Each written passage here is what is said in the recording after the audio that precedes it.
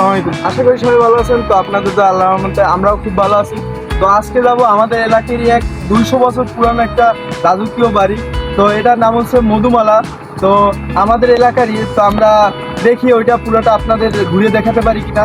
তো চলেন, সবাই সবাই পাশেই থাকবেন। তো আমরা চলে আসছি সেই পুরানো আমলের সেই বাড়িটার পাশে। তো বাড়িটার পাশেই একটা পুরনো স্কুল আছে, প্রাইমারি স্কুল। তো এটা এখন পরিত্যক্ত। তো পাশে আমাদের নতুন করে এখন আধুনিক আধুনিক সময়ের যে স্কুলগুলো সেই রকম করা হয়েছে। তো এখন এটা পরিত্যক্ত আছে। তো আমরা সেই রাজার বাড়িটার দিকে যাচ্ছি। আপনারা সবাই সাথেই থাকবেন।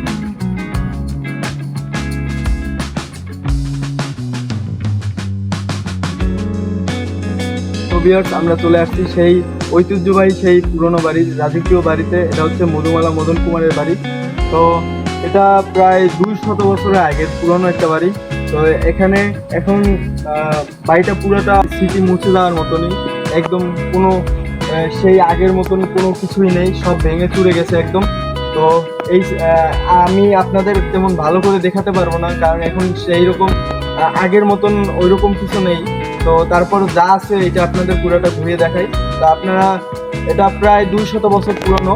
তো আপনারা ইউটিউবে সার্চ করে দেখতে পারেন মধুমালা মদন কুমারের সেই 200 বছর আগের সেই স্মৃতিগুলো আছে। তা আপনারা চাইলে দেখতে পারেন।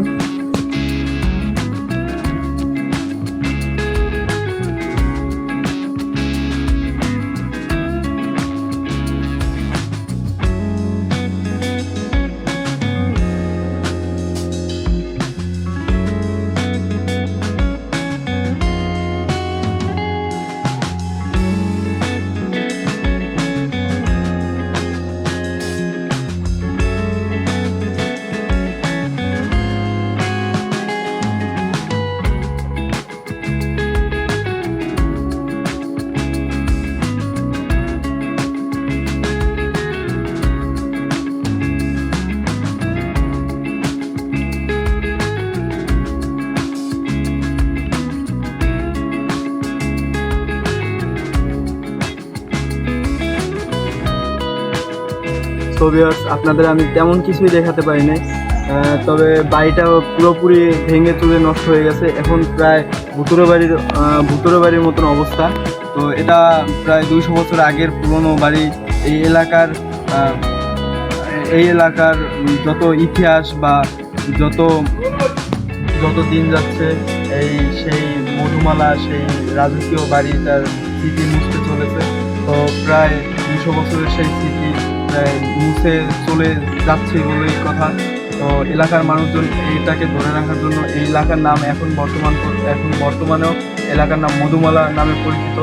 তো এই ছিল আজকের ভিডিও। তো আশা করি সবাই ভিডিওটা ভালো লাগছে। সবাই পাশে থাকবেন, লাইক কমেন্ট সাবস্ক্রাইব করবেন, আমার পাশেই থাকবেন। নতুন কোনো ভিডিওতে আপনাদের ভালো কিছু দেখানোর চেষ্টা করবো। আল্লাহ হাফেজ।